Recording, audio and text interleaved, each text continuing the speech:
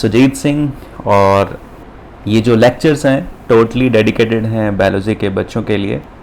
तो मेरा आप सभी से रिक्वेस्ट ये है कि at least in video lecture series को देखने के बाद एटलीस्ट एक बार आप बुक्स की रीडिंग ज़रूर करिए।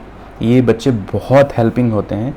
जो आप वीडियो लेक्चर्स में जो भी कॉन्सेप्ट आप अंडरस्टैंड करते हैं उसे जब आप एक थ्योरी के फॉर्म में लाइंस को आप रीड करते हो तो वो आपके माइंड में कॉन्सेप्ट बहुत अच्छे से बिल्डअप हो जाते हैं। ठीक है, तो इस वीडियो के डिस्क्रिप्शन में जा कर के आप वहाँ पर कुछ बुक के लिंक दिए हुए हैं। अगर आप चाहते हैं तो आप उन बुक्स को भी बाय कर सकते हैं, अमेज़ॉन्स पर अवेलेबल हैं। बट मैं सभी को बोलूँगा सबसे पहले अपनी NCERT की बुक को रेफ़र कीजिए, और NCERT को बुक को पढ़ने के बाद अगर आपको कोई बुक पढ़नी है तो ट्रूमैन्स पब्लिकेशन की बुक्स को आप फॉलो अप कर सकते हैं। तो चलिए स्टार्ट करते हैं हम अपने वीडियो लेक्चर्स को। सुजीत सिंह और हमने लास्ट वीडियो लेक्चर सीरीज़ में अंडरस्टैंड किया स्ट्रक्चर ऑफ tRNA कि tRNA का स्ट्रक्चर क्या होता है, कोडॉन्स क्या होते हैं और एंटी कोडॉन्स क्या होते हैं। तो हमने अंडरस्टैंड किया कि जो मैसेंजर RNA होता है उस पर जेनेटिक कोड्स प्रेजेंट होते हैं, और उस जेनेटिक कोड का कॉम्प्लीमेंट्री जो सीक्वेंस होता है वो tRNA पर प्रेजेंट होता है, जिसको हम बोलते हैं एंटी कोडॉन। तो आज का जो टॉपिक है वो है ट्रांसलेशन। और ट्रांसलेशन प्रोसेस का मीनिंग अगर आप बहुत ईजीस्ट वे में अंडरस्टैंड करें तो बेसिकली आपका DNA से क्या बनता है, एक mRNA बनता है, और इस mRNA पर क्या प्रेजेंट होते हैं, तो जेनेटिक कोड्स प्रेजेंट होते हैं। और इन जेनेटिक कोड्स का नेचर कैसा होता है, ट्रिपलेट इन नेचर होता है। 5 प्राइम टू 3 प्राइम इनकी क्या है, पोलैरिटी है। तो जो mRNA पर जेनेटिक कोड्स प्रेजेंट हैं, इन्हीं जेनेटिक कोड्स को कौन रीड करता है, तो एंटी कोडॉन्स रीड करते हैं by the help of ribosomal RNA और ट्रांसफ़र RNA। मीन्स राइबोसोम्स और tRNA की हेल्प से ये जेनेटिक कोड रीड किए जाते हैं, और फाइनली क्या बनता है आपके सामने, एक स्पेसिफिक प्रोटीन का फॉर्मेशन होता है। इसी प्रोसेस को हम आज डिटेल में अंडरस्टैंड करेंगे कि ट्रांसलेशन प्रोसेस एक्चुअल में चलती क्या है। तो अगर हम यहाँ पे देखें कि component of translation, component of translation, तो यहाँ पर मेजरली 3 कंपोनेंट्स हैं। ठीक है, हमने बात किया कि जेनेटिक कोड कहाँ प्रेजेंट है, तो mRNA पर प्रेजेंट है। ठीक है, और इस जेनेटिक कोड का जो कॉम्प्लीमेंट्री सीक्वेंस है वो कहाँ प्रेजेंट है, तो tRNA पर प्रेजेंट है। और इन दोनों RNA को कौन हेल्प करता है, असिस्ट कौन करता है, तो राइबोसोम्स असिस्ट करते हैं। ये बात क्लियर है। तो mRNA पर क्या प्रेजेंट है, जेनेटिक कोड, जेनेटिक कोड। और जेनेटिक कोड का नेचर कैसा होता है, तो हमने लास्ट वीडियो लेक्चर सीरीज़ में इसे बहुत डिटेल में पढ़ा था कि कुछ जेनेटिक कोड की प्रॉपर्टी होती है। उसमें से एक प्रॉपर्टी क्या है कि ये ट्रिपलेट इन नेचर होते हैं। ये क्या होते हैं, ट्रिपलेट इन नेचर होते हैं। और कहाँ प्रेजेंट होते हैं, तो प्रेजेंट ऑन mRNA। ये बात क्लियर है सभी को। अब देखिए होता क्या है कि हमने यहाँ पर अंडरस्टैंड किया कि tRNA का स्ट्रक्चर्स कैसा है। क्लोवर लीफ मॉडल हमने अंडरस्टैंड किया था, और इस क्लोवर लीफ मॉडल में हमने ये अंडरस्टैंड किया था इनके लूप्स को। तो जो ये एंटी कोडॉन लूप है, इसी एंटी कोडॉन लूप पर ही क्या प्रेजेंट है, एंटी कोडॉन्स प्रेजेंट है। बात क्लियर है। तो ये क्या है आपके एंटी कोडॉन, ये एंटी कोडॉन आर्म है, और ये सभी एक दूसरे से क्या है, हाइड्रोजन बॉन्ड से बाइंड है। तो ये किसका स्ट्रक्चर है, ये tRNA का स्ट्रक्चर है। और हमने यहाँ पर अंडरस्टैंड किया कि mRNA के सीक्वेंस पर ही क्या प्रेजेंट है, जेनेटिक कोड। और इन जेनेटिक कोड का नेचर क्या है, ट्रिपलेट इन नेचर। ये बात क्लियर है सभी को। यहाँ तक किसी को कोई कन्फ्यूज़न तो आप मुझे बताइए। अब होता क्या है कि अगर हम इसको थोड़ा सा डिटेल्स में देखें, एक कंपोनेंट हमने बात किया कि ट्रांसलेशन का जो की कंपोनेंट है, एक तो है mRNA, दूसरा है tRNA, और तीसरा क्या है, राइबोसोम। तो अगर हम यहाँ पर देखें कि जो राइबोसोम है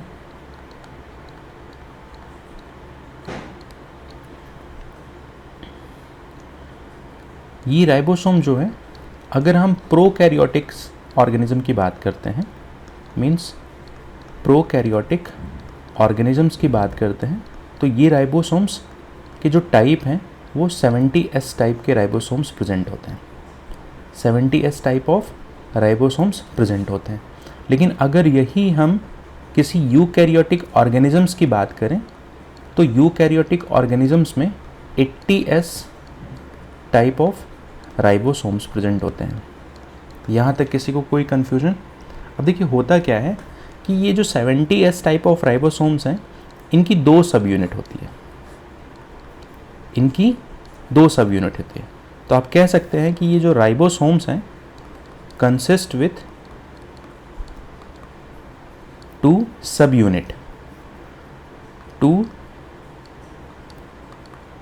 सब यूनिट। स्मॉलर सब यूनिट को हम बोलते हैं, स्मॉलर सब यूनिट को हम बोलते हैं 30S सब यूनिट। और जो लार्जर सब यूनिट है उसे हम बोलते हैं 50S सब यूनिट। ये जो S है, जैसे हम 50S 30S बोल रहे हैं, ये एक तरीके से क्या है,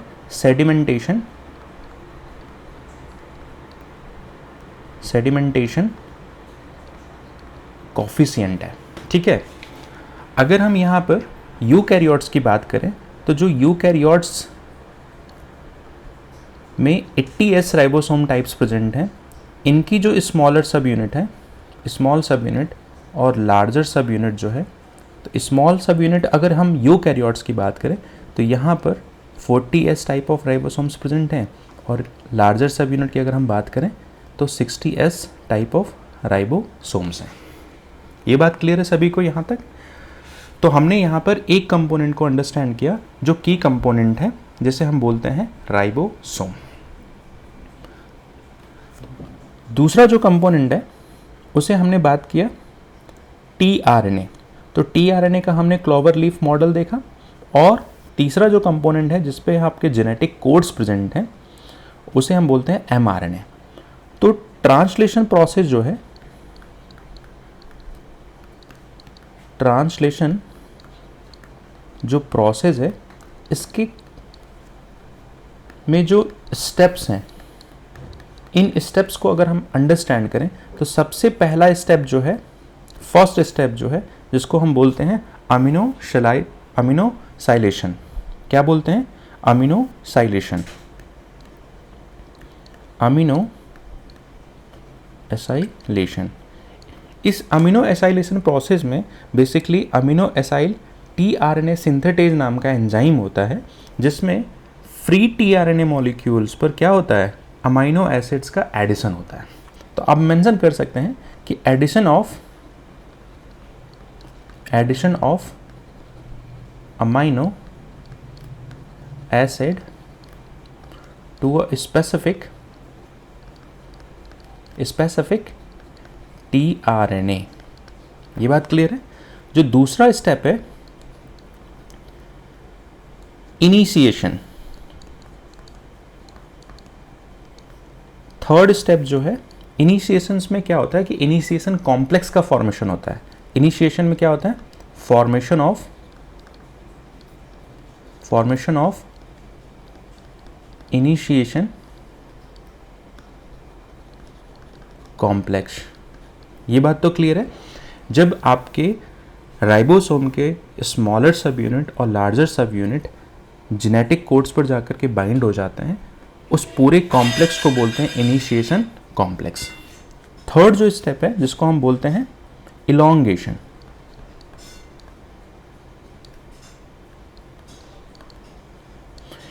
इस इलॉन्गेशन स्टेप में क्या होता है कि जो राइबोसोम्स है वो कंटिन्यूसली क्या करता है, मूव करता है। किसके ऊपर? mRNA के ऊपर। पूरा कॉम्प्लेक्स क्या होता है, mRNA के जेनेटिक कोड को रीड करते हुए आगे मूवमेंट होती है और वहीं से एक स्पेसिफिक अमीनो एसिड्स फॉर्म होते हुए चलते हैं। अभी हम इन सारे स्टेप्स को बहुत डिटेल्स में देखेंगे। जो लास्ट स्टेप है जिसको हम बोलते हैं टर्मिनेशन। जब mRNA पर स्टॉप कोडॉन आएंगे तो उस स्टॉप कोडॉन को कौन रीड करेगा? आपके tRNA, क्योंकि स्टॉप कोडॉन का कोई भी complementary amino acid, stop codon वो कोडॉन्स होते हैं जो कोई भी अमाइनो एसिड्स फॉर्म नहीं करते और वहीं पर प्रोसेस क्या हो जाती है? टर्मिनेट हो जाती है। तो आप कह सकते हैं कि टर्मिनेशन में स्टॉप कोडॉन का मेन रोल है और यहीं पर प्रोसेस क्या हो जाती है? स्टॉप हो जाती है। मीन्स ट्रांसलेशन की प्रोसेस क्या हो जाती है? स्टॉप हो जाती है और उसके बाद जो राइबोसोम कॉम्प्लेक्स है वो अलग अलग डिसोसिएट हो जाते हैं और फिर दोबारा से किसी दूसरे mRNA पर प्रोटीन सिंथेसिस की प्रोसेस स्टार्ट हो जाती है। तो ट्रांसलेशन प्रोसेस में यही 4 स्टेप्स हैं जो इम्पॉर्टेंट हैं। इन्हीं स्टेप्स को हमें डिटेल्स में देखना है। अगर हम बात करते हैं, यहाँ पर हमने बात किया अमीनो एसाइलेशन प्रोसेस। तो देखिए होता क्या है कि जो tRNA है जिसको हम बोलते हैं क्या? Transfer RNA। और इस tRNA से जब अमाइनो एसिड जब ऐड हो जाते हैं, इसी प्रोसेस को आप क्या बोलते हो?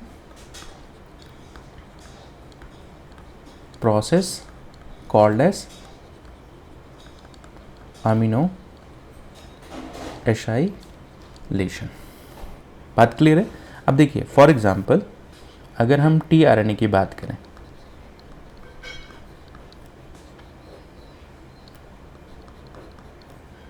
tRNA में अगर अमाइनो एसिड फ्री tRNA है, सिर्फ और सिर्फ tRNA प्रेजेंट है, फॉर एग्जांपल लाइक अगर सिर्फ फ्री tRNA है तो इसे हम बोलेंगे अनचार्ज्ड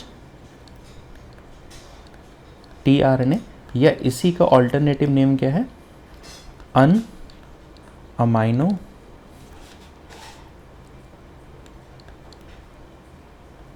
एसाइलेटेड tRNA। और यहाँ पर कोई भी अमाइनो एसिड्स ऐड नहीं है। ठीक है, अगर हम इसी को tRNA के साथ एक स्पेसिफिक अमाइनो एसिड्स को ऐड कर दें, tRNA मीन्स यहाँ पर एक स्पेसिफिक अमाइनो एसिड्स अगर ऐड कर दें तो बेसिकली इसी tRNA के कॉम्प्लेक्स को हम क्या बोलेंगे? Charged tRNA। ये बात क्लियर है? और इसी को अमाइनो एसाइलेटेड tRNA भी बोलेंगे। इसी RNA को हम क्या बोल देंगे? अमाइनो एसाइलेटेड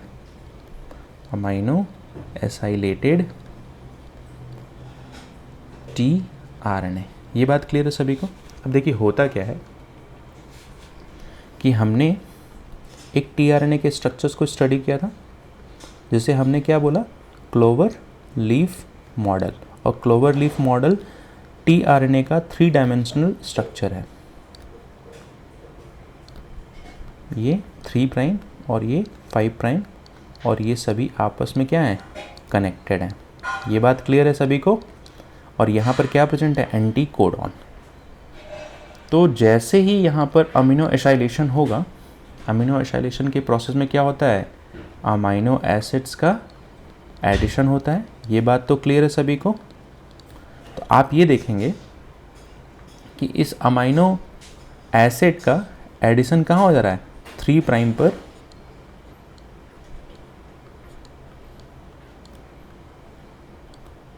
बेसिकली ये tRNA के डिफरेंट क्या है? लूप हैं। ये 3 प्राइम, ये 5 प्राइम और यहीं पर क्या ऐड हो जा रहा है? यहीं पर क्या ऐड हो जा रहा है? Amino acid. तो ये tRNA पर क्या हो गया? अमाइनो एसिड्स बाइंड हो गए और बाइंड होने के बाद इसी tRNA को आप क्या बोलेंगे? चार्ज tRNA या अमीनो एसाइलेटेड tRNA। ये बात क्लियर है? तो ये प्रोसेस क्या हो गई? Amino acylation process. अगर हम इसी को थोड़ा सा डिटेल में देखें तो इसे हम क्या बोल रहे हैं, अनचार्ज टीआरएनए,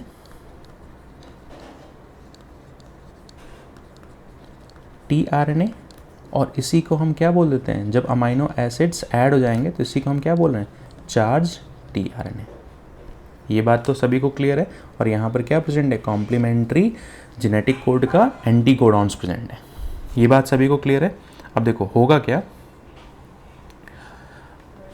यहाँ पर जो मेन एंजाइम है, अगर मैं यहाँ पर कलर चेंज करके आपको थोड़ा सा मेंशन कर देता हूँ कि जो यहाँ पर मेन एंजाइम है, इस एंजाइम को आप बोलते हैं अमीनो एसाइल टीआरएनए सिंथेटेज। ये बात क्लियर है। तो देखिए होता क्या है, अगर इस एंजाइम के स्ट्रक्चर को देखा जाए तो इस पर 3 डिफरेंट पॉकेट्स प्रेजेंट होते हैं। क्या प्रेजेंट होते हैं, सपोज ये आपका क्या है, एंजाइम है, और इस पर क्या है, 3 डिफरेंट पॉकेट्स प्रेजेंट हैं। बात क्लियर है। तो ये जो पॉकेट्स हैं, जो ये एंजाइम है अमीनो एसाइल टीआरएनए सिंथेटेज, जो पॉकेट है, इस पर एक पॉकेट पे क्या बाइंड होता है, तो अमीनो एसिड बाइंडिंग साइट है। दूसरी जो साइट है बेसिकली यहाँ पर क्या बाइंड होगा, एटीपी बाइंड होगा। और तीसरी जो साइट है बेसिकली यहाँ पर स्पेसिफिक टीआरएनए की बाइंडिंग साइट है। तो ये जो एंजाइम है इस पर डिफरेंट क्या है, बाइंडिंग साइट्स हैं। ये बात क्लियर है। तो स्पेसिफिक अमाइनो एसिड्स आके बाइंड करेंगे। फॉर एग्जांपल अगर हम इसको थोड़ा सा डायग्रामेटिक रिप्रेजेंटेशंस और देख लें तो बेसिकली होगा क्या यहाँ पर कि जो एंजाइम है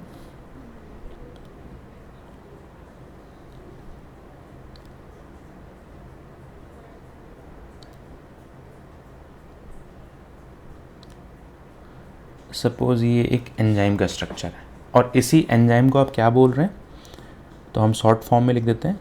चलिए हम पूरा नाम लिख देते हैं, अमीनो एसाइल टीआरएनए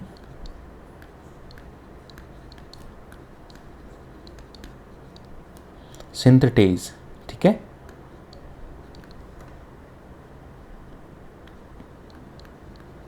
थोड़ा सा पेन टैप पर अभी राइटिंग बहुत अच्छी नहीं हो रही है, लेकिन आप अंडरस्टैंड कर सकते हैं।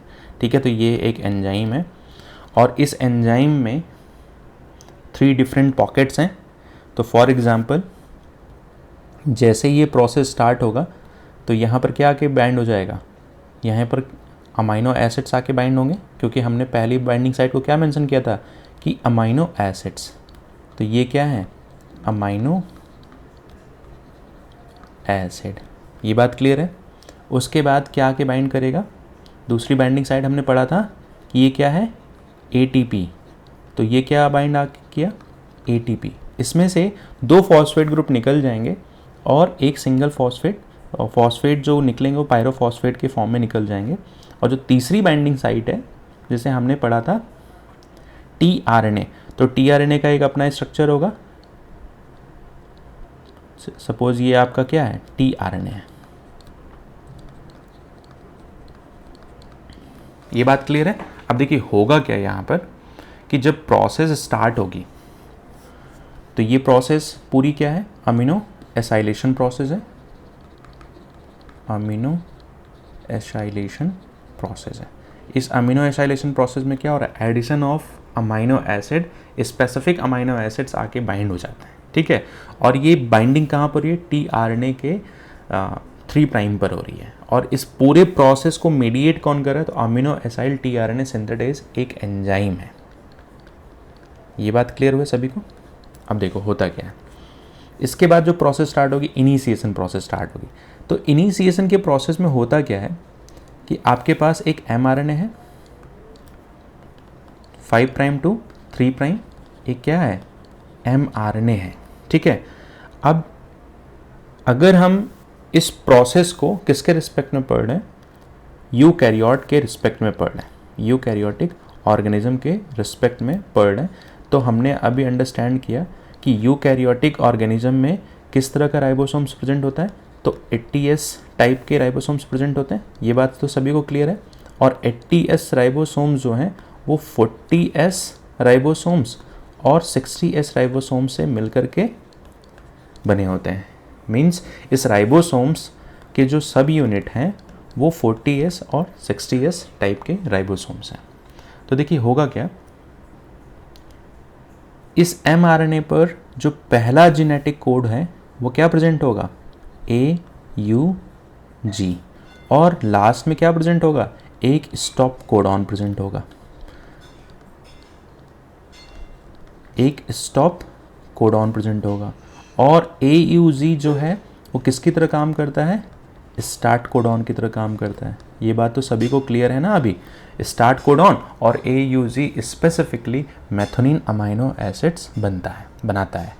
तो मोस्ट ऑफ द केसेस में होता क्या है कि जब भी पॉलीपेप्टाइड चेन्स का फॉर्मेशन होता है तो जो पहला अमाइनो एसिड्स होता है वो हमेशा मेथोनिन ही होता है। ठीक है, कुछ एक्सेप्शनल केसेस हैं बट हमेशा मेथोनिन ही अमाइनो एसिड्स फॉर्म होता है। तो इस स्टार्ट कोडॉन को सबसे पहले स्मॉलर सब यूनिट आकर के इस स्टार्ट कोडॉन पर आकर क्या करेंगे? बाइंड कर जाएंगे। तो ये स्मॉलर सब यूनिट क्या होंगे? 40S टाइप के राइबोसोम्स हैं। ठीक है, साथ में यहाँ पर इस राइबोसोम की जो लार्जर सब यूनिट है वो भी आगे क्या करेगी? बाइंड करेगी इसी AUG कोडॉन पर। तो ये क्या है? 60S टाइप के राइबोसोम्स हैं। जैसे ही ये दोनों एक दूसरे से बाइंड करेंगे इसी कॉम्प्लेक्स को बोलते हैं इनिशिएशन कॉम्प्लेक्स। मीन्स लार्जर सब यूनिट और स्मॉलर सब यूनिट आ करके दोनों AUG स्टार्ट कोडॉन पर बाइंड करते हैं, इसी को बोलते हैं इनिशिएशन कॉम्प्लेक्स। एक चीज़ और मैं आपको बता दूं कि बेसिकली यहाँ पर होता क्या है कि जो राइबोसोम्स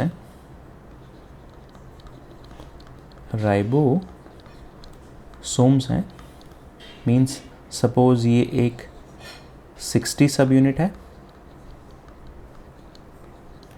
और इस राइबोसोम्स पर जो स्मॉलर सब यूनिट है वो क्या है?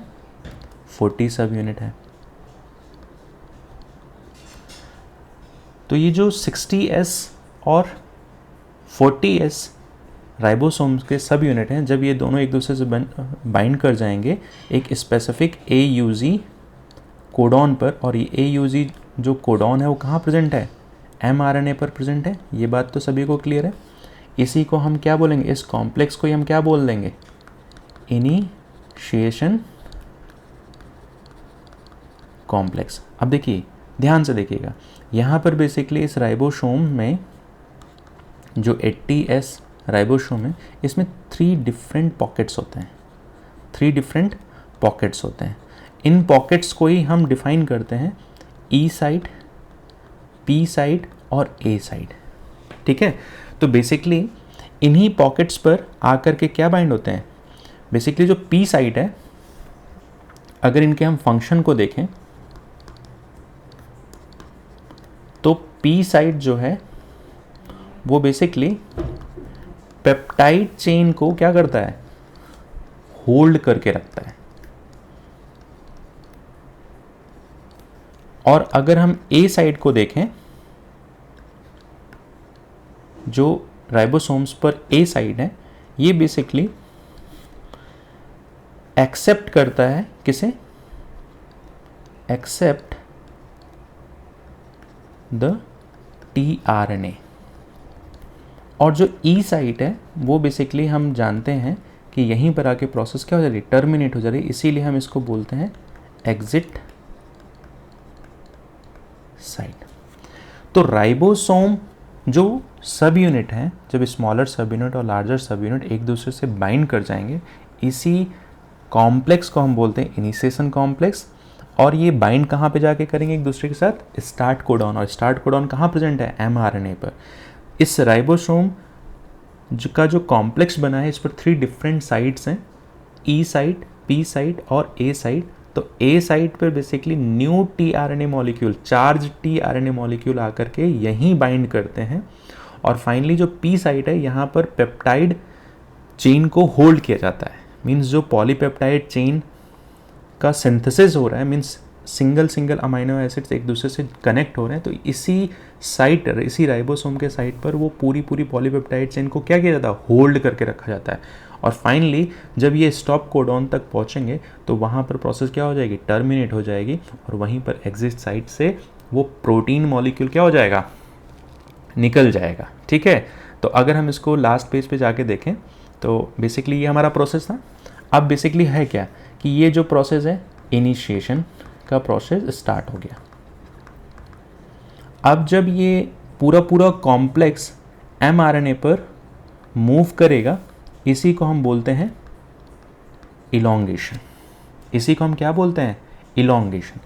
तो पहला जो प्रोसेस था अमीनो एसाइलेशन, दूसरा प्रोसेस हुआ इनिशिएशन, और तीसरा प्रोसेस है इलॉन्गेशन।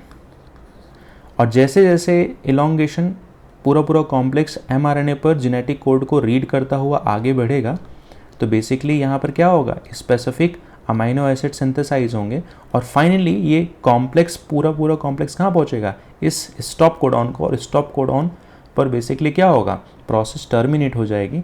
तो जो लास्ट प्रोसेस है, इसी प्रोसेस को हम बोल देते हैं टर्मिनेशन। अब जब टर्मिनेशन प्रोसेस परफॉर्म होगी तो यहाँ पर एक जो पॉलीपेप्टाइड चेन का फॉर्मेशन हुआ है वो क्या हो जाएगा, रिमूव हो जाएगा। और ये प्रोसेस कहाँ हो रही है, टर्मिनेशन साइट पे। तो सबसे पहले जो अमाइनो एसिड्स हैं वो क्या बनेंगे, मैथोनिन अमाइनो एसिड, और प्रोटीन का सिंथेसिस का जो डायरेक्शन है N2C टर्मिनल, यहाँ पर क्या होता है, अमाइनो टर्मिनल।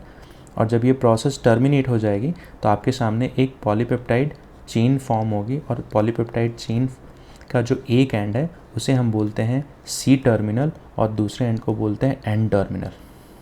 ठीक है, और ये सभी क्या हैं, अमाइनो एसिड्स हैं। ये बात तो सभी को क्लियर है यहाँ तक। तो ये सभी डॉट्स, बड़े बड़े डॉट्स क्या हैं, अमाइनो एसिड। और इस अमाइनो एसिड्स को होल्ड करके कौन रख रहा है, 2 अमाइनो एसिड्स के बीच में क्या प्रेजेंट है, पेप्टाइड बॉन्ड प्रेजेंट है। ये बात क्लियर है। इसी को हम बोलते हैं पॉलीपेप्टाइड चेन। बात क्लियर है सभी को।